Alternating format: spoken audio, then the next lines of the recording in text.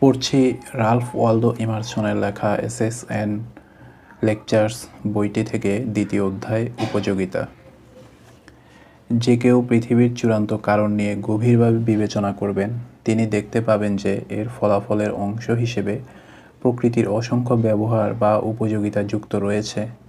সেগুলোকে মূলত নিচের যে কোনো একটি শ্রেণীতে ফেলা যায়: উপযোগিতা, সৌন্দর্য, ভাষা এবং শৃঙ্খলা। উপযোগিতার সাধারণ নামের অধীনে আমি সেই সব সুবিধাকে স্থান দিই যা আমাদের ইন্দ্রিয়গুলো প্রকৃতির কাছ থেকে পেয়ে থাকে। এটি অবশ্যই এমন একটি সুবিধা যা সাময়িক এবং মধ্যবর্তী। আত্মার প্রতি প্রকৃতির সেবার মতো এটি চূড়ান্ত কোনো বিষয় নয়। তবুও, যদিও এটি নিচু স্তরের, এটি নিজের জায়গায় নিখুঁত এবং এটি প্রকৃতির একমাত্র ব্যবহার যা সব মানুষই বুঝতে পারে। মানুষের দুঃখ দুর্দশাকে তখন শিশুর মতো খিটখিটে স্বভাব বলে মনে হয় যখন আমরা এই সবুজ গোলকের উপর তার বেঁচে থাকা এবং আনন্দের জন্য করা স্থির ও বিপুল আয়োজনের কথা অন্বেষণ করি, যা তাকে অনন্ত মহাকাশের মধ্যে দিয়ে ভাসিয়ে নিয়ে যায়। কোন ফেরেশতারা এই চমৎকার অলংকারগুলো, এই সমৃদ্ধ সুবিধাগুলো উপরের এই বাতাসের মহাসাগর, নিচের এই জলের মহাসাগর আর মাঝখানের এই পৃথিবীর শক্ত আবরণ আবিষ্কার করেছিল? আলোর এই রাশিচক্র, ঝরে পড়া মেঘের এই তাঁবু, জলবায়ুর এই ডোরাকাটা পোশাক, এই 4 ঋতুর বছর, পশু, আগুন, পানি, পাথর এবং শস্য তাকে সেবা করে। মাঠ একই সাথে তার মেজে, তার কাজের জায়গা, তার খেলার মাঠ, তার বাগান এবং তার বিছানা। মানুষের জন্য তার ধারণার চেয়েও বেশি সেবক অপেক্ষায় থাকে। মানুষের প্রতি সেবায় প্রকৃতি কেবল উপাদানই নয়, বরং এটি প্রক্রিয়া এবং ফলাফলও বটে।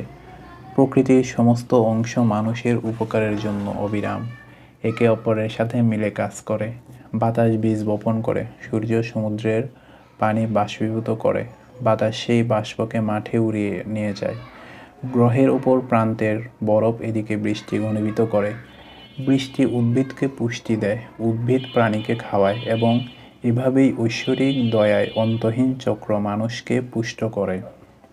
মানুষের বুদ্ধিমত্তার ধারা সেই একই প্রাকৃতিক উপকর্তাদের পুনরুৎপাদন বা নতুন রূপই হলো ব্যবহারিক শিল্প।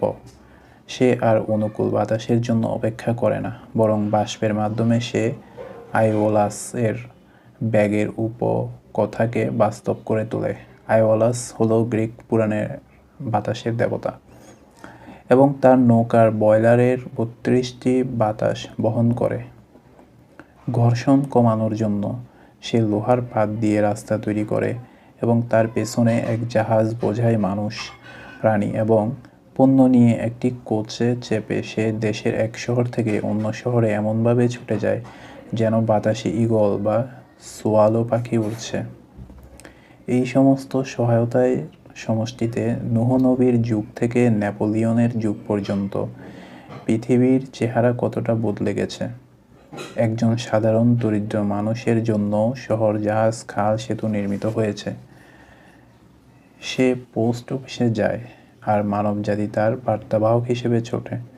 বইয়ের দোকানে যায় আর মানবজাতি তার জন্য পৃথিবীতে ঘটা সব কিছু পড়ে এবং লেখে। আদালতে যায় আর জাতি তার প্রতি হওয়া অন্যায়ের বিচার করে। সে রাস্তার পাশে নিজের বাড়ি তৈরি করে আর মানবজাতি প্রতিদিন সকালে বেরিয়ে তার জন্য বরফ সরিয়ে পথ তৈরি করে দেয়। কিন্তু এই শ্রেণীর ব্যবহারের ক্ষেত্রে নির্দিষ্ট বিষয়গুলো উল্লেখ করার কোনো প্রয়োজন নেই। এই তালিকা অন্তহীন এবং উদাহরণগুলো এতটাই স্পষ্ট যে আমি একটি সাধারণ মন্তব্য দিয়ে এগুলো পাঠকের নিজস্ব চিন্তার ওপর ছেড়ে দেব। আর তা হলো, প্রকৃতির এই বৈষয়িক বা বস্তুগত সুবিধাগুলো মূলত আরও বড় কোনো মঙ্গলের দিকে নির্দেশ করে। একজন মানুষকে খাওয়ানো হয় কেবল খাওয়ার জন্যই নয়, বরং সে যেন কাজ করতে পারে সেজন্য। পড়ছি রাল্ফ ওয়ালদো ইমারসনের লেখা এসেস অ্যান্ড লেকচার্স বইটি থেকে তৃতীয় অধ্যায় সৌন্দর্য। মানুষের আরও একটি মহৎ চাওয়া বা অভাব প্রকৃতির দ্বারা পূর্ণ হয়, আর তা হলো সৌন্দর্যের প্রতি ভালোবাসা। প্রাচীন গ্রিকরা বিশ্বজগৎকে বলতো কসমস, যার অর্থ সৌন্দর্য। সমস্ত কিছুর গঠন অথবা মানুষের চোখের এমন এক জাদুকরী ক্ষমতা রয়েছে যে প্রাথমিক রূপগুলো যেমন আকাশ, পাহাড়, গাছ, প্রাণী নিজেদের জন্যই আমাদের আনন্দ দেয়। রূপরেখা, রং, গতি এবং দলবদ্ধ অবস্থান থেকে এক ধরনের আনন্দের উদ্ভব হয়। এটি আংশিকভাবে চোখের নিজের কারণেই ঘটে বলে মনে হয়। চোখ হলো সেরা শিল্পী। এর গঠন এবং আলোর নিয়মের পারস্পরিক ক্রিয়ার ফলে পরিপ্রেক্ষিতে তৈরি হয়, যা যে কোনো ধরনের বস্তুর ভরকে একটি সুন্দর, রঙিন এবং ছায়াময় গোলকে রূপান্তরিত করে।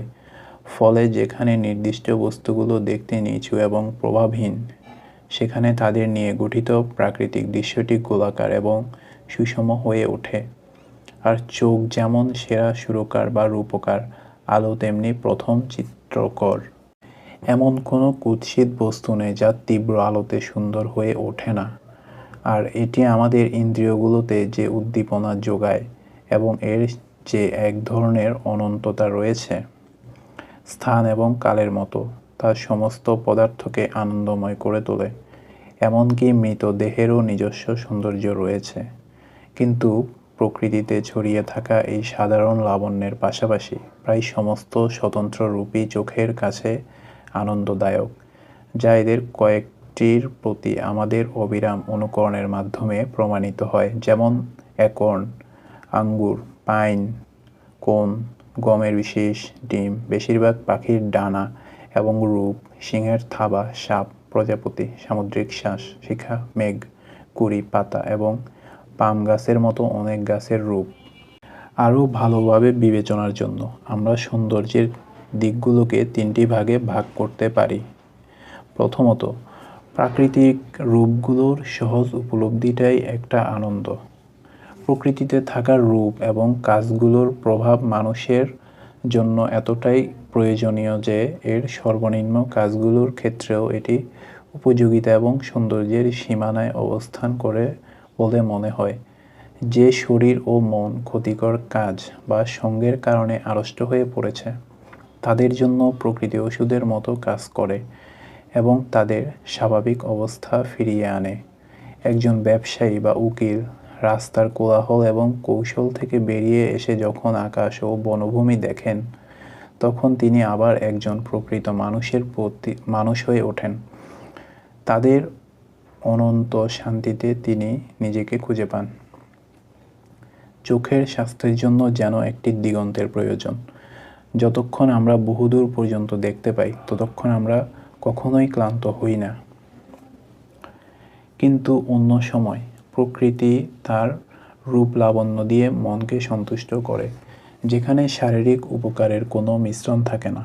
ভোর থেকে সূর্যোদয় পর্যন্ত আমার বাড়ির ঠিক উল্টো দিকের পাহাড়চূড়া থেকে আমি ভোরের দৃশ্য দেখি, আর আমার ভেতর এমন আবেগের জন্ম নেয় যা কোনো ফেরেশতাও ভাগ করে নিতে চাইবে। সরু লম্বা মেঘের স্তরগুলো লালচে আলোর সমুদ্রের মাছের মতো ভেসে বেড়ায়। পৃথিবী নামক তীর থেকে আমি সেই শান্ত সমুদ্রের দিকে তাকিয়ে থাকি। মনে হয় আমি তার দ্রুত পরিবর্তনের অংশ হয়ে যাচ্ছি। সেই সক্রিয় জাদু আমার ধূলিকণা ছুঁয়ে যায়, আর আমি সকালের বাতাসের সাথে ফুলে উঠি এবং একাত্ম হই। প্রকৃতি কত অল্প এবং সস্তা উপাদান দিয়ে আমাদের দেবত্বে উন্নতি করে। আমাকে কেবল সুস্বাস্থ্য এবং একটি দিন দাও, আর আমি সম্রাটদের জাঁকজমককে হাস্যকর প্রমাণ করে দেব। ভোর হলো আমার এসিরিয়া, সূর্যাস্ত এবং চন্দ্রোদয় আমার পাপোস এবং রূপকথার অচিন্তনীয় রাজ্য। বিশাল দুপুর হবে আমার ইন্দ্রিয় এবং উপলব্ধির ইংল্যান্ড, আর রাত হবে আমার মর্মী দর্শন এবং স্বপ্নের জার্মানি। গত সন্ধ্যায় জানুয়ারি মাসের এক সূর্যাস্তের আকর্ষণও কম চমৎকার ছিল না, যদিও বিকেলে আমাদের অনুভূতিশীলতা একটু কমে যায়। পশ্চিমের মেঘগুলো বিভাজিত হয়ে গোলাপি রঙের টুকরোতে পরিণত হয়েছিল, যা বর্ণনাতীত কোমলতায় রঞ্জিত ছিল, আর বাতাসে এত বেশি প্রাণ এবং মিষ্টতা ছিল যে ঘরের ভেতরে আসাটাই একটা কষ্টের ব্যাপার ছিল। প্রকৃতি আসলে কি বলতে চেয়েছিল? মিলের পিছনের উপত্যকার জীবন্ত প্রশান্তির কি কোনো অর্থ ছিল না, যা হোমার বা শেক্সপিয়ারও শব্দ দিয়ে আমার জন্য নতুন করে রূপ দিতে পারতেন না? পাতাহীন গাছগুলো সূর্যাস্তে আগুনের শিখায় পরিণত হয়, নীল পূর্ব দিক তাদের পটভূমি হিসেবে কাজ করে, এবং মৃত ফুলের বৃতি, তারারা এবং প্রতিটি শুকনো কাণ্ড আর খড়কুটা যা তুষারে আবৃত, সেই নীরব সঙ্গীত কিছু না কিছু অবদান রাখে। শহরের বাসিন্দারা মনে করে যে গ্রামের প্রাকৃতিক দৃশ্য বছরে কেবল অর্ধেক সময়ে মনোরম থাকে। আমি শীতের দৃশ্যের মাধুর্য নিয়েও সন্তুষ্ট থাকি এবং বিশ্বাস করি যে গ্রীষ্মের অনুকূল প্রভাবের মতোই এটিও আমাদের মুগ্ধ করে। মনোযোগী চোখের কাছে বছরের প্রতিটি মুহূর্তেরই নিজস্ব সৌন্দর্য রয়েছে, এবং একই মাঠে প্রতি ঘন্টায় এমন একটি ছবি ফুটে ওঠে যা আগে কখনো দেখা যায়নি এবং আর কখনো দেখা যাবে না। আকাশ প্রতি মুহূর্তে পরিবর্তিত হয় এবং নিচের সমতলে তার গৌরব বা বিষাদ প্রতিফলিত করে। চারপাশের খামারগুলোতে ফসলের অবস্থা সপ্তাহ থেকে সপ্তাহে পৃথিবীর অভিব্যক্তি বদলে দেয়। চারণভূমি এবং রাস্তার ধারের দেশীয় উদ্ভিদগুলোর পর্যায়ক্রমিক আগমন, যা গ্রীষ্মের সময় বলার একটি নীরব ঘড়ি তৈরি করে, তীক্ষ্ণ পর্যবেক্ষণের কাছে দিনের ভাগগুলোকেও অনুভবযোগ্য করে তোলে। পাখির দল এবং কীটপতঙ্গ উদ্ভিদের মতোই তাদের সময়ের প্রতি অনুগত থেকে একে অপরকে অনুসরণ করে এবং বছরের সবার জন্যই জায়গা থাকে। জলাশয়ের ধারে এই বৈচিত্র্য আরও বেশি। জুলাই মাসে আমাদের সুন্দর নদীর অগভীর অংশে নীল পন্টেরেডিয়া বা পিকারেল আগাছা বড় বড় বিছানার মতো ফুটে ওঠে এবং অবিরাম চলন্ত হলুদ প্রজাপতির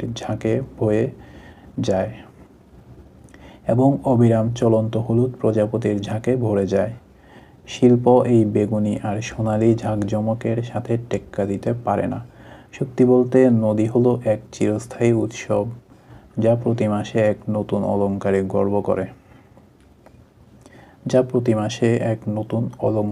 গর্ব করে। কিন্তু প্রকৃতির এই সৌন্দর্য, যা কেবল সৌন্দর্য হিসেবেই দেখা এবং অনুভব করা হয়, তা হলো সবচেয়ে ক্ষুদ্র অংশ। দিনের প্রদর্শনী, শিশির ভেজা সকাল, রংধনু পাহাড়, ফুলে ভরা ফলের বাগান, তারা, জ্যোৎস্না, স্থির জলের ছায়া এবং এর মতো অন্যান্য জিনিসগুলোকে যদি খুব বেশি আগ্রহ নিয়ে খোঁজা হয়, তবে সেগুলো কেবল প্রদর্শনীতেই পরিণত হয় এবং তাদের অবাস্তবতা দিয়ে আমাদের উপহাস করে। চাঁদ দেখতে ঘর থেকে বেরিয়ে আসুন, আর এটা নিছকই এক সস্তা সাজসজ্জা। কিন্তু যখন আপনার প্রয়োজনীয় কোনো যাত্রাপথে এর আলো এসে পড়ে, তখন এটি আগের মতো আনন্দ দেবে না। অক্টোবরের হলুদ বিকেলে যে সৌন্দর্য ঝিকমিক করে, তাকে কে কবে আঁকড়ে ধরতে পেরেছে? তাকে খুঁজতে বের হন, আর দেখবেন তা নেই। যখন আপনি পরিশ্রমের জানালা দিয়ে তাকান, তখন এটি কেবলই একটি মরীচিকা। একটি উচ্চতর উপাদানের, অর্থাৎ আধ্যাত্মিক উপাদানের উপস্থিতি এর পূর্ণতার জন্য অপরিহার্য। সেই উচ্চ ও ঐশ্বরিক সৌন্দর্য যা কোনো নারীসুলভ কোমলতা ছাড়াই ভালোবাসা যায়, তা হলো সেই সৌন্দর্য যা মানুষের ইচ্ছাশক্তির সাথে যুক্ত হয়ে পাওয়া যায়। সৌন্দর্য হলো সেই চিহ্ন যা ঈশ্বর পুণ্যের উপর স্থাপন করে। প্রতিটি স্বাভাবিক কাজই মার্জিত, প্রতিটি বীরত্বপূর্ণ কাজও শোভন, এবং তা স্থান এবং উপস্থিত দর্শকদেরও আলোকিত করে। মহান কাজের মাধ্যমে আমরা শিখতে পারি যে মহাবিশ্ব এর ভেতরে থাকা প্রতিটি ব্যক্তির সম্পত্তি। প্রতিটি যুক্তিবাদী প্রাণীর যৌতুক এবং সম্পত্তি হিসেবে পুরো প্রকৃতি রয়েছে। সে চাইলে এটা তার। সে নিজেকে এর থেকে বঞ্চিত করতে পারে। সে একটি কোনায় গুটিসুটি মেরে থাকতে পারে এবং তার রাজত্ব ত্যাগ করতে পারে, যেমনটা বেশিরভাগ মানুষ করে, কিন্তু তার গঠনের ধারায় সে এই পৃথিবীর অধিকারী। তার চিন্তা ও ইচ্ছা শক্তি অনুপাতে সে জগৎকে নিজের মধ্যে গ্রহণ করে। সেলাস্ট বলেছিলেন, মানুষ যে সমস্ত জিনিসের জন্য লাঙ্গল চষে, নির্মাণ করে বা পাল তোলে তা পুণ্যেরই অনুগত। গিবন বলেছিলেন, বাতাস এবং ঢেউ সবসময় সবচেয়ে দক্ষ নাবিকদের পক্ষে থাকে। একইভাবে সূর্য, চাঁদ এবং আকাশের সমস্ত তারাও। যখন দারুণ কোনো প্রাকৃতিক সৌন্দর্যের পটভূমিতে কোনো মহৎ কাজ সম্পন্ন হয়, যখন লিওনিডাস এবং তার নৃত্যংশ সহিত থার্মোপাইলির খাড়া গিরিপথে একদিন ধরে মৃত্যুর সঙ্গে লড়ে নিঃশেষ হয়ে যান, আর সূর্য ও চাঁদ প্রত্যেকে একবার করে তাদের দিকে তাকায়, যখন আর্নল্ড উইঙ্কেলরিড উচ্চ আলস্যে তুষার ধসের ছায়ায় তার সঙ্গীদের জন্য পথ তৈরি করতে নিজের বুকে অস্ট্রিয়ান বর্ষার স্তূপ টেনে নেন, তখন এই বীরেরা কি তাদের কাজের সৌন্দর্যের সাথে দৃশ্যের সৌন্দর্য যোগ করার অধিকার রাখেন না? যখন কলম্বাসের জাহাজ আমেরিকার তীরে ভেড়ে, তার সামনে সমুদ্র সৈকতে বুনো মানুষেরা তাদের বেতের কুঁড়েঘর থেকে পালাচ্ছে, পেছনে সমুদ্র এবং চারদিকে ভারতীয় দ্বীপপুঞ্জের বেগুনি পাহাড়, তখন আমরা কি সেই জীবন্ত ছবি থেকে মানুষটিকে আলাদা করতে পারি? নতুন বিশ্ব কি তার পাম বাগান এবং সাভানা দিয়ে তার আকৃতিকে উপযুক্ত পোশাকে সাজায় না? এভাবেই প্রাকৃতিক সৌন্দর্য বাতাসের মতো নীরব প্রবেশ করে এবং মহান কাজগুলোকে আবৃত করে। যখন স্যার হ্যারি বেনকে ইংল্যান্ডের আইনের রক্ষক হিসেবে মৃত্যুদণ্ড ভোগ করার জন্য একটি স্লেজে বসিয়ে টাওয়ার হিলে টেনে নিয়ে যাওয়া হচ্ছিল, তখন জনতার মধ্যে একজন তাকে চিৎকার করে বলেছিল, আপনি কখনো এত গৌরবময় আসনে বসেননি। তৃতীয় চার্লস লন্ডনের নাগরিকদের ভয় দেখানোর জন্য দেশপ্রেমিক লর্ড রাসেলকে একটি খোলা গাড়িতে করে শহরের প্রধান রাস্তাগুলো দিয়ে ফাঁসির মঞ্চে নিয়ে গিয়েছিলেন, কিন্তু তার জীবনীকার বলেছেন, জনতা কল্পনা করেছিল যে তারা দেখতে পাচ্ছে স্বাধীনতা এবং পুণ্য তার পাশে বসে আছে। ব্যক্তিগত স্থানে জঘন্য বস্তুর মাঝেও সত্য বা বীরত্বের কোনো কাজ যেন তাৎক্ষণিকভাবে আকাশকে তার মন্দির এবং সূর্যকে তার মোমবাতি হিসেবে টেনে নেয়। প্রকৃতি তার বাহু প্রসারিত করে মানুষকে আলিঙ্গন করার জন্য, শুধু তার চিন্তাভাবনাগুলোকে যেন সমান মহত্বের হয়। প্রকৃতি আনন্দের সাথে গোলাপ এবং ভায়োলেট ফুল নিয়ে তার পদচিহ্ন অনুসরণ করে এবং তার প্রিয় সন্তানকে সাজানোর জন্য তার মহিমা এবং কমনীয়তার রেখাগুলোকে বাঁকিয়ে দেয়। কেবল তার চিন্তাভাবনাগুলো যেন সমান পরিসরের হয় আর ফ্রেমটি ঠিক ছবির সাথে মানানসই হবে। একজন গুণী মানুষ প্রকৃতির কাজের সাথে ঐক্যতানে থাকেন এবং দৃশ্যমান গোলকের কেন্দ্রীয় মূর্তিতে পরিণত হন। হোমার, পিন্ডার, সক্রেটিস, ফকিয়ন আমাদের স্মৃতিতে গ্রিসের ভূগোল এবং জলবায়ুর সাথে যথাযথভাবে যুক্ত হন। দৃশ্যমান আকাশ এবং পৃথিবী যিশুর সাথে সহানুভূতি প্রকাশ করে এবং সাধারণ জীবন যে কেউ এমন কোনো শক্তিশালী চরিত্র এবং সুখী প্রতিভার অধিকারী ব্যক্তিকে দেখেছেন, তিনি লক্ষ্য করবেন যে তিনি কত সহজেই সমস্ত কিছু নিজের সাথে নিয়ে চলেন, মানুষ, মতামত এবং দিন, এবং প্রকৃতি যেন একজন মানুষের সহায়ক হয়ে ওঠে। আরও একটি দৃষ্টিকোণ রয়েছে যেখান থেকে বিশ্বের সৌন্দর্য দেখা যেতে পারে, আর তা হলো যখন এটি বুদ্ধিমত্তার একটি বস্তুতে পরিণত হয়। পুণ্যের সাথে জিনিসগুলোর সম্পর্কের পাশাপাশি চিন্তার সাথেও এদের সম্পর্ক রয়েছে। বুদ্ধিমত্তা জিনিসগুলোর পরম ক্রম অনুসন্ধান করে, যেভাবে তারা ঈশ্বরের মনে অবস্থান করে এবং অনুরাগের কোনো রং ছাড়াই। বুদ্ধিভিত্তিক এবং সক্রিয় শক্তিগুলো একে অপরকে অনুসরণ করে বলে মনে হয় এবং একটি একচেটিয়া কার্যকলাপ অন্যটির একচেটিয়া কার্যকলাপের জন্ম দেয়। এদের প্রতিটির মধ্যেই অন্যটির প্রতি এক ধরনের বৈরীভাব রয়েছে, কিন্তু এরা প্রাণীদের খাওয়ানো এবং কাজ করার পর্যায়ক্রমিক সময়ের মতো। একটি প্রস্তুত করে এবং অন্যটির ধারা অনুসরণ করা হয়। তাই সৌন্দর্য, যা কর্মের ক্ষেত্রে যেমনটা আমরা দেখেছি, না চাইতেই আসে এবং আসে কারণ এটি চাওয়া হয়নি, তা বুদ্ধিমত্তার উপলব্ধি এবং অন্বেষণের জন্য থেকে যায়। এবং তারপর আবার নিজের পালা এলে সক্রিয় শক্তির জন্য থেকে যায়। ঐশ্বরিক কোনো কিছুই মারা যায় না। সমস্ত ভালো জিনিস চিরকাল পুনরুৎপাদনশীল। প্রকৃতির সৌন্দর্য মনে নিজেকে পুনর্গঠন করে, আর তা কেবল অনুর্বর ধ্যানের জন্য নয়, বরং নতুন সৃষ্টির জন্য। সব মানুষই পৃথিবীর মুখাবয়ব দ্বারা কিছুটা হলেও প্রভাবিত হয়, কেউ কেউ এমনকি আনন্দিত হয়। সৌন্দর্যের প্রতি এই ভালোবাসাই হলো রুচি। অন্যদের মধ্যে একই ভালোবাসা এত বেশি পরিমাণে থাকে যে তারা কেবল প্রশংসা করেই সন্তুষ্ট থাকে না, বরং এটিকে নতুন রূপে মূর্ত করতে চায়। সৌন্দর্যের সৃষ্টি হলো শিল্প বা আর্ট। শিল্পকর্মের উৎপাদন মানবতার রহস্যের উপর আলো ফেলে। একটি শিল্পকর্ম হলো বিশ্বের একটি বিমূর্ত রূপ বা সারসংক্ষেপ। এটি ক্ষুদ্রাকারে প্রকৃতির ফলাফল বা প্রকাশ। কারণ যদিও প্রকৃতির কাজগুলো অসংখ্য এবং সব আলাদা, তবে সেগুলোর সবকিছুর ফলাফল বা প্রকাশ একই রকম এবং একক। প্রকৃতি হলো মূলত একই রকম এবং এমনকি অন্যান্য রূপের একটি সমুদ্র, একটি পাতা, একটি সূর্যের আলো, একটি প্রাকৃতিক দৃশ্য, মহাসাগর মনের উপর অনুরূপ ছাপ ফেলে। তাদের সবার মধ্যে যা সাধারণ, সেই নিখুঁততা এবং সামঞ্জস্যই হলো সৌন্দর্য। সৌন্দর্যের মানদণ্ড হলো প্রাকৃতিক রূপগুলোর সম্পূর্ণ পরিধি, প্রকৃতির সমগ্রতা, যা ইতালীয়রা ইল পিউ নেল উনো সংজ্ঞায়িত করে প্রকাশ করেছিল। কোনো কিছুই এককভাবে পুরোপুরি সুন্দর নয়। কোনো কিছুই সুন্দর নয় যতক্ষণ না তা সমগ্রের মধ্যে সুন্দর। একটি একক বস্তু কেবল ততটাই সুন্দর যতটা তা এই সার্বজনীন কমনীয়তাকে নির্দেশ করে। কবি, চিত্রকর, ভাস্কর, সুরকার, স্থপতি প্রত্যেকেই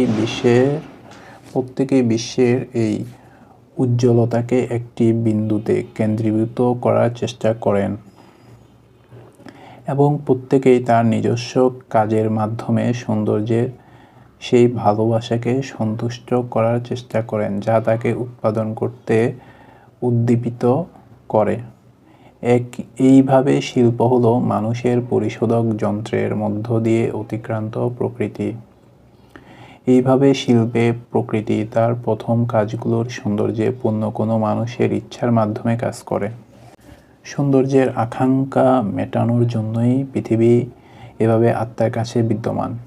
এই উপাদানটিকে আমি একটি চূড়ান্ত লক্ষ্য বলে মনে করি। আত্মা কেন সৌন্দর্য খোঁজে তার কোনো কারণ জিজ্ঞাসা করা বা দেওয়া যায় না।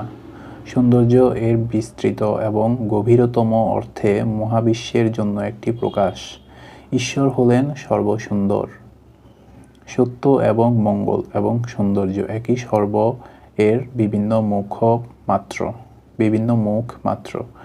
কিন্তু প্রকৃতির সৌন্দর্য চূড়ান্ত নয়, এটি অন্তর্নিহিত এবং চিরন্তন সৌন্দর্যের বার্তা বাহক, এবং এটি একাই একটি শক্ত ও সন্তোষজনক ভালো কিছু নয়। এটিকে একটি অংশ হিসেবে দাঁড়াতে হবে এবং এখনও প্রকৃতির চূড়ান্ত লক্ষ্যের শেষ বা সর্বোচ্চ প্রকাশ হিসেবে নয়। পড়ছি Ralph Waldo ইমারসনের essays and lectures বইটি থেকে চতুর্থ অধ্যায়, ভাষা। ভাষা হলো তৃতীয় একটি ব্যবহার বা মাধ্যম, যার দ্বারা প্রকৃতি মানুষের সেবা করে। প্রকৃতি হলো চিন্তার বাহক এবং এটি একটি সহজ, দ্বৈত এবং বহুমাত্রিক উপায়ে কাজ করে। 1. শব্দগুলো হলো প্রাকৃতিক বস্তুর বা তথ্যের প্রতীক। 2. বিশেষ প্রাকৃতিক বস্তু বা ঘটনাগুলো হলো বিশেষ আধ্যাত্মিক বা মানসিক তথ্যের প্রতীক। 3. সমগ্র প্রকৃতিই হলো পরম আত্মার প্রকৃতি। শব্দগুলো প্রাকৃতিক বস্তুর প্রতীক। প্রাকৃতিক ইতিহাসের ব্যবহার হলো অলৌকিক বা আধ্যাত্মিক ইতিহাসে আমাদের সাহায্য করা। বাহ্যিক সৃষ্টির ব্যবহার হলো আমাদের অন্তরের সৃষ্টির সত্তা এবং পরিবর্তনগুলোর জন্য ভাষার যোগান দেওয়া। নৈতিক বা বুদ্ধিভিত্তিক কোনো বিষয় বোঝাতে ব্যবহৃত প্রতিটি শব্দের মূল বা উৎস খুঁজলে দেখা যায় যে তা কোনো না কোনো বস্তুগত বা প্রাকৃতিক রূপ থেকে ধার করা হয়েছে। সঠিক মানে হলো সোজা, ভুল মানে হলো বাঁকা। আত্মা বলতে প্রাথমিকভাবে বোঝায় বাতাস। লঙ্ঘন মানে হলো একটি রেখা পার হওয়া বা অতিক্রম করা। অহংকারী মানে হলো ভ্রু কুঁচকানো। আমরা বলি হৃদয় মানে আবেগ, এবং মাথা মানে চিন্তাশক্তি। আর আলো ও অন্ধকার হলো জ্ঞান ও অজ্ঞতার আমাদের সবচেয়ে পরিচিত পরিভাষা। কিন্তু আধ্যাত্মিক অর্থ বহনকারী সমস্ত শব্দের এই উৎপত্তি, যা ভাষার ইতিহাসে এত স্পষ্ট একটি বিষয়, প্রকৃতির কাছে আমাদের সবচেয়ে ছোট ঋণ। কেবল শব্দগুলোই প্রতীকী নয়, বরং প্রকৃতিতে থাকা জিনিসগুলো প্রতীকী। প্রতিটি প্রাকৃতিক বস্তুই কোনো না কোনো আধ্যাত্মিক বা মানসিক অবস্থার প্রতীক। প্রকৃতির প্রতিটি রূপ বা দৃশ্য মনের কোনো না কোনো অবস্থার সাথে মিলে যায়, এবং মনের সেই অবস্থাকে কেবল ওই প্রাকৃতিক রূপটিকে তার ছবি হিসেবে উপস্থাপন করার মাধ্যমে বর্ণনা করা সম্ভব। একজন রাগী মানুষ হলো একটি সিংহ, একজন ধূর্ত মানুষ হলো একটি শিয়াল, একজন দৃঢ় মানুষ একটি পাথর, একজন বিদ্বান মানুষ একটি মশাল। একটি ভেড়া হলো নির্দোষিতার প্রতীক, একটি সাপ হলো সূক্ষ্ম চক্রান্তের প্রতীক, ফুলেরা পবিত্র অনুভূতির প্রকাশ। মানুষ তার নিজের মনের ভিতরের সত্যগুলোকে বোঝানোর জন্য বস্তুগত বা প্রাকৃতিক রূপের উপর নির্ভরশীল। মহাবিশ্ব হলো আত্মার একটি বাহ্যিক রূপ। দৃশ্যমান জগৎ হলো অদৃশ্য জগতের একটি আয়না। এভাবেই প্রাকৃতিক বস্তুগুলো আমাদের নির্দিষ্ট অর্থ প্রকাশ করতে সহায়তা করে। কিন্তু কেবল এই সামান্য তথ্য আদান প্রদানের জন্য এত বিশাল এক ভাষার কি প্রয়োজন ছিল?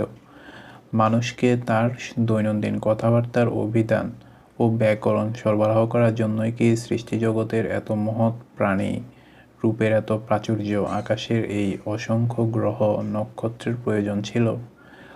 মন এবং বস্তুর মাঝখানের এই সম্পর্কটি কোনো কবির বা মানুষের নিজস্ব কল্পনা নয়, বরং এটি ঈশ্বরের ইচ্ছায় প্রতিষ্ঠিত, এবং তাই এটি সব মানুষের জানার জন্যই উন্মুক্ত। প্রকৃতির সাথে সামঞ্জস্যপূর্ণ একটি জীবন, সত্য এবং পুণ্যের প্রতি ভালোবাসা মানুষের চোখকে পরিশুদ্ধ করবে, যাতে সে প্রকৃতির এই পাঠ বুঝতে পারে। যখন মানুষ প্রকৃতির সাথে তার আদিম বা মূল সম্পর্ক হারিয়ে ফেলে, তখন তার দৃষ্টি ঝাপসা হয়ে যায়। সে বস্তুর পেছনের সত্যটি দেখতে ব্যর্থ হয় এবং এক পর্যায়ে সে তার ভাষাও হারিয়ে ফেলে। কিন্তু একজন জ্ঞানী বা আধ্যাত্মিক মানুষের কাছে সমগ্র প্রকৃতি একটি জীবন্ত ভাষা হয়ে ওঠে, যা প্রতিনিয়ত তাকে উচ্চতর সত্যের শিক্ষা দেয়। পড়ছি রালফ ওয়ালডো ইমারসনের এসেইস অ্যান্ড লেকচার্স বইটি থেকে পঞ্চম অধ্যায়, শৃঙ্খলা। প্রকৃতির তাৎপর্যের দিকে তাকালে আমরা তৎক্ষণাৎ একটি নতুন সত্য উপনীত হই, আর তা হলো প্রকৃতি হলো এক ধরনের শৃঙ্খলা বা শাসন। জগতের এই ব্যবহারটি এর আগের ব্যবহারগুলোকেও নিজের একটি অংশ হিসেবে অন্তর্ভুক্ত করে নেয়। স্থান, কাল, সমাজ, শ্রম, জলবায়ু, খাদ্য, চলন, প্রাণীজগৎ এবং যান্ত্রিক শক্তিগুলো প্রতিদিন আমাদের সবচেয়ে অকৃত্রিম শিক্ষা দেয়, যার অর্থের কোনো সীমা নেই। এগুলো আমাদের বোধশক্তি এবং যুক্তি বা প্রজ্ঞা উভয়কেই শিক্ষিত করে। পদার্থের প্রতিটি বৈশিষ্ট্যই হলো বোধশক্তির জন্য একটি বিদ্যালয়। এর কঠিনতা বা প্রতিরোধ, এর জড়তা, এর সম্প্রসারণ, এর আকার এবং এর বিভাজ্যতা বোধশক্তি যোগ করে, ভাগ করে, সমন্বয় করে, পরিমাপ করে এবং এই যোগ্য মঞ্চে নিজের কার্যকলাপের জন্য পুষ্টি ও স্থান খুঁজে নেয়। এরই মধ্যে প্রজ্ঞা, বস্তু এবং মনের মাঝে যোগসূত্র স্থাপনকারী সাদৃশ্য বা উপমাকে অনুধাবনের মাধ্যমে এই সমস্ত শিক্ষাকে তার নিজস্ব চিন্তার জগতে স্থানান্তরিত করে। প্রকৃতি হলো বুদ্ধিভিত্তিক সত্যে বোধ শক্তির একটি শৃঙ্খলা। সংবেদনশীল বস্তুগুলোর সাথে আমাদের আচরণ হলো পার্থক্য, সাদৃশ্য, ক্রম, অস্তিত্ব এবং দৃশ্যমানতা, প্রগতিশীল বিন্যাস, বিশেষ থেকে সাধারণে আরোহণ এবং বহুমাত্রিক শক্তিকে একটি নির্দিষ্ট লক্ষ্যে একত্রিত করার প্রয়োজনীয় পাঠগুলোর এক অবিরত অনুশীলন। গঠিত হতে যাওয়া অঙ্গের গুরুত্বের সাথে সামঞ্জস্য রেখে অত্যন্ত যত্ন সহকারে এর শিক্ষার ব্যবস্থা করা হয়েছে। আর কোনো একটি ক্ষেত্রেও এই যত্ন বাদ দেওয়া হয়নি। সাধারণ জ্ঞান তৈরি করার জন্য দিনের পর দিন, বছরের পর বছর কতই না ক্লান্তিকর ও অন্তহীন প্রশিক্ষণ, বিরক্তি, অসুবিধা এবং দ্বিধার কতই না ক্রমাগত পুনরাবৃত্তি, ক্ষুদ্র মানুষদের আমাদের উপর উল্লাস, দাম নিয়ে কতই না তর্ক বিতর্ক, সুদের কতই না হিসেব নিকেশ, আর এই সবই মনকে কাজ করতে শেখানোর জন্য, আমাদেরকে এই শিক্ষা দেওয়ার জন্য যে ভালো চিন্তাগুলো ভালো স্বপ্নের চেয়ে বেশি কিছু নয়, যদি না সেগুলোকে কাজে পরিণত করা হয়। সম্পত্তি এবং তার সাথে যুক্ত ঋণ ও ধারের ব্যবস্থাগুলোও একই রকমের ভালো কাজ করে থাকে। ঋণ সেই পিষে ফেলা ঋণ, যার লৌহ কঠিন চেহারাকে বিধবা, অনাথ এবং প্রতিভাধর মানুষেরা ভয় পায় ও ঘৃণা করে। যে ঋণ এত বেশি সময় গ্রাস করে, যা এত তুচ্ছ মনে হওয়া দুশ্চিন্তা দিয়ে একটি মহান আত্মাকে পঙ্গু ও নিরাশ করে দেয়, তা এমন এক শিক্ষক যার শিক্ষা কোনোভাবেই এড়ানো যায় না, এবং এটি তাদেরই সবচেয়ে বেশি প্রয়োজন যারা এর দ্বারা সবচেয়ে বেশি ভোগে। তদুপরি সম্পত্তি, যাকে খুব সুন্দরভাবে বরফের সাথে তুলনা করা হয়েছে, যদি এটি আজ সমতলভাবে পড়ে, তবে আগামীকাল তা বাতাসে উড়ে স্তূপাকার হবে। এটি একটি ঘড়ির মুখের কাঁটার মতো অভ্যন্তরীণ যন্ত্রপাতির বাহ্যিক ক্রিয়া। যদিও এটি এখন বোধশক্তির এক ধরনের ব্যায়াম, কিন্তু এটি আত্মার দূরদর্শিতায় গভীরতর নিয়মের অভিজ্ঞতা সঞ্চয় করছে। বোধশক্তির চর্চার সামান্যতম তারতম্যও ব্যক্তির সম্পূর্ণ চরিত্র ও ভাগ্যকে প্রভাবিত করে। উদাহরণস্বরূপ, পার্থক্য অনুধাবন করার ক্ষমতার ক্ষেত্রে। এজন্যই স্থান এবং কালের অস্তিত্ব, যাতে মানুষ বুঝতে পারে যে জিনিসগুলো এলোমেলোভাবে গাদাগাদি করে নেই, বরং তারা পৃথক এবং স্বাধীন। একটি ঘণ্টা এবং একটি লাঙ্গলের নিজস্ব ব্যবহার রয়েছে এবং একটি অন্যটির কাজ করতে পারে না। পানি পানের জন্য ভালো, কয়লা পোড়ানোর জন্য, উল পরার জন্য, কিন্তু উল পান করা যায় না, পানি দিয়ে সুতা কাটা যায় না, বা কয়লা খাওয়া যায় না। জ্ঞানী মানুষ বিভাজন এবং ক্রমবিন্যাসের তার প্রজ্ঞা প্রদর্শন করে এবং তার সৃষ্ট জীব ও যোগ্যতার মাপকাঠি প্রকৃতির মতোই বিস্তৃত। বোকাদের মাপকাঠিতে কোনো বৈচিত্র্য নেই। তারা মনে করে প্রতিটি মানুষ অন্য সবার মতোই। যা ভালো নয় তাকে তারা সবচেয়ে খারাপ বলে, আর যা ঘৃণ্য নয় তাকে তারা সেরা বলে। একইভাবে প্রকৃতি আমাদের মধ্যে কি চমৎকার সতর্কতা তৈরি করে। সে কোনো ভুল ক্ষমা করে না। তার হ্যাঁ মানে হ্যাঁ এবং তার না মানে না। কৃষি, জ্যোতির্বিদ্যা এবং প্রাণিবিদ্যার প্রাথমিক ধাপগুলো শেখায় যে প্রকৃতির পাশাগুলো সবসময় একতরফাভাবে লোড করা থাকে। তার স্তূপ এবং আবর্জনার ভেতরে নিশ্চিত এবং কার্যকর ফলাফল লুকিয়ে থাকে। কত শান্ত এবং আনন্দদায়কভাবেই না মন পদার্থবিজ্ঞানের নিয়মগুলোকে একের পর এক অনুধাবন করে। যখন একজন মরণশীল মানুষ সৃষ্টির রহস্যে প্রবেশ করে এবং জ্ঞানের মাধ্যমে তার নিজের অস্তিত্বের অধিকার অনুভব করে, তখন কি মহৎ আবেগ তাকে প্রসারিত করে। তার অন্তর্দৃষ্টি তাকে পরিশুদ্ধ করে। প্রকৃতির সৌন্দর্য তার নিজের বুকেই জ্বলজ্বল করে। মানুষ এই কারণে মহান যে সে এটি দেখতে পায়, এবং মহাবিশ্ব এই কারণে ক্ষুদ্র হয়ে যায় যে আইনগুলো জানার সাথে সাথে সময় এবং স্থানের সম্পর্কগুলো অদৃশ্য হয়ে যায়। এখানে আবারও আমরা অন্বেষণ করার মতো বিশাল মহাবিশ্ব দেখে মুগ্ধ এবং এমনকি ভীত হয়ে পড়ি। আমরা যা জানি তা আমাদের অজানার তুলনায় একটি বিন্দু মাত্র। বিজ্ঞানের সাম্প্রতিক যে কোনো সাময়িকী খুলুন এবং আলো, তাপ, বিদ্যুৎ, চুম্বকতত্ত্ব, শারীরতত্ত্ব, ভূতত্ত্ব সম্পর্কিত প্রস্তাবিত সমস্যাগুলো বিচার করে দেখুন যে প্রাকৃতিক বিজ্ঞানের প্রতি আমাদের আগ্রহ শীঘ্রই শেষ হয়ে যাওয়ার কোনো সম্ভাবনা আছে কিনা। প্রকৃতির শৃঙ্খলা অনেকগুলো নির্দিষ্ট বিষয় এড়িয়ে গিয়েও আমাদেরকে দুটি বিষয়ের কথা বিশেষভাবে উল্লেখ করতে হবে। ইচ্ছাশক্তির প্রয়োগ বা ক্ষমতার পাঠ প্রতিটি ঘটনা থেকেই শেখা যায়।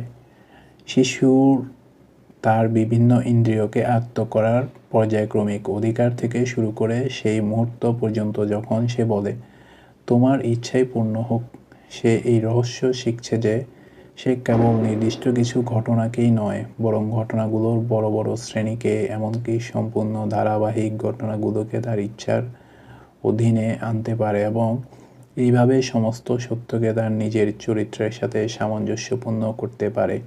প্রকৃতি পুরোপুরিভাবেই একটি মাধ্যম, এটি সেবা করার জন্যই তৈরি। যে গাধার পিঠে ত্রাণকর্তা চড়েছিলেন তার মতোই বিনম্রভাবে প্রকৃতি মানুষের আধিপত্য গ্রহণ করে। এটি তার সমস্ত রাজ্যকে মানুষের সামনে কাঁচামাল হিসেবে উপস্থাপন করে, যা দিয়ে সে তার প্রয়োজনীয় যে কোনো রূপ তৈরি করতে পারে। মানুষ এটাকে কাজে লাগাতে কখনো ক্লান্ত হয় না।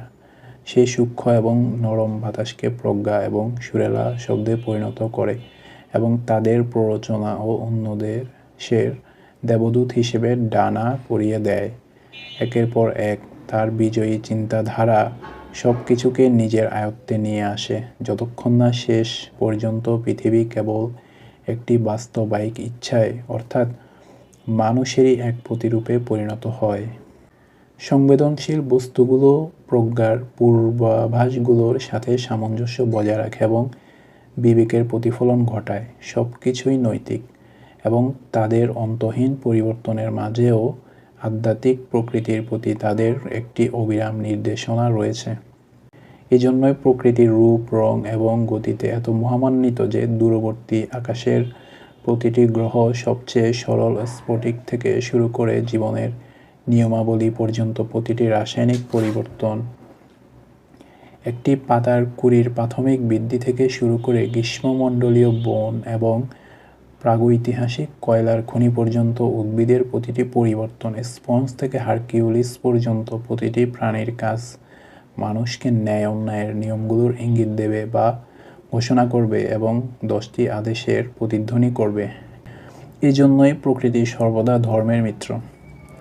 সে তার সমস্ত আড়ম্বর এবং ঐশ্বর্য ধর্মীয় অনুভূতির কাছে ধার দেয়। নবী এবং পুরোহিত, ডেভিড, ঈশায়া, যিশু সকলেই এই উৎস থেকে গভীরভাবে গ্রহণ করেছেন। এই নৈতিক বৈশিষ্ট্য প্রকৃতির অস্থিমজ্জায় এমনভাবে প্রবেশ করেছে যে মনে হয় প্রকৃতি সৃষ্টির উদ্দেশ্যই ছিল এটি। কোনো অংশ বা উপাদান দ্বারা যে ব্যক্তিগত উদ্দেশ্যই পূরণ হোক না কেন, এটি তার প্রকাশ্য এবং সর্বজনীন কাজ, যা কখনো বাদ যায় না। প্রকৃতিতে কোনো কিছুই তার প্রথম ব্যবহারের নিঃশেষ হয়ে যায় না।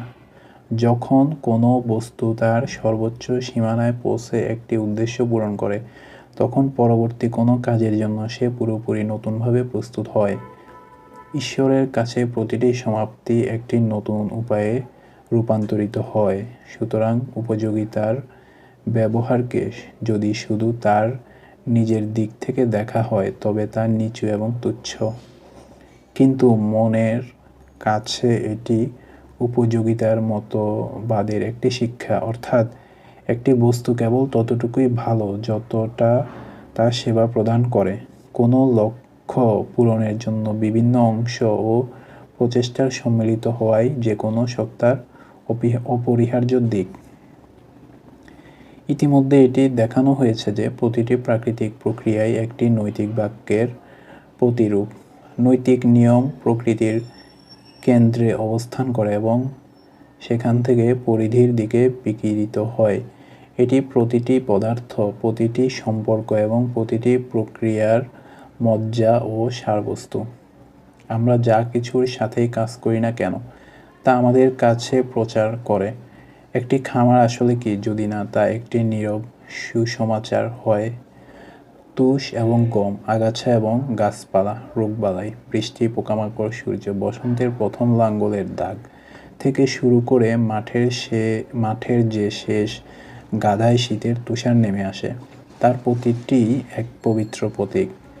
নাবিক, মেষপালক, খনি শ্রমিক, ব্যবসায়ীদের প্রত্যেকেরই নিজ নিজ জায়গায় একেবারে সমান্তরাল অভিজ্ঞতা রয়েছে, যা একই সিদ্ধান্তের দিকে নিয়ে যায়, কারণ সমস্ত সংস্থাই মৌলিকভাবে একই রকম। এখানেই প্রকৃতির ঐক্য, বৈচিত্র্যের মাঝে ঐক্য, যা সব জায়গায় আমাদের সামনে আসে, তা বিশেষভাবে অনুধাবন করা যায়।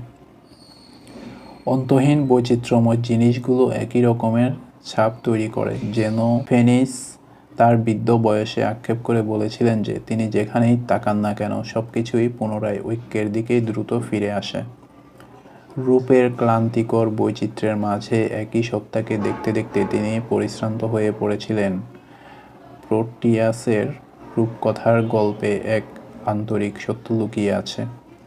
একটি পাতা, এক ফোঁটা পানি, একটি স্ফটিক, এক মুহূর্তের সময়, সব সমগ্রের সাথে সম্পর্কিত এবং সমগ্রের পূর্ণতায় অংশীদার।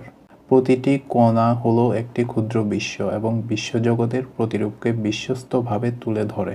বস্তুর মধ্যে সাদৃশ্য কেবল তখনই বিদ্যমান থাকে না যখন তাদের উপমা স্পষ্ট হয়, বরং যাদের বাহ্যিক অমিল প্রকট তাদের মাঝেও সাদৃশ্য থাকে।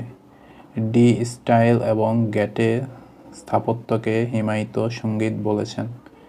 ভিট্রুভিয়াস মনে করতেন একজন স্থপতির একজন সুরকারও হওয়া উচিত।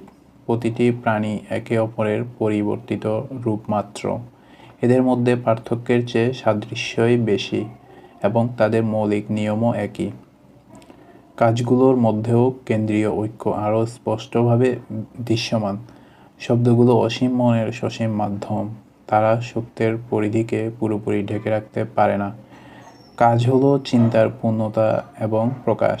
একটি সঠিক কাজ যেন দৃষ্টিকে পূর্ণ করে এবং সমস্ত প্রকৃতির সাথে সম্পর্কিত হয়। শব্দ এবং কাজ জড় প্রকৃতির বৈশিষ্ট্য নয়, তারা আমাদের মানব রূপের সাথে পরিচয় করিয়ে দেয়, যে রূপ থেকে অন্য সমস্ত সংগঠনগুলো নিচে নেমে এসেছে বলে মনে হয়।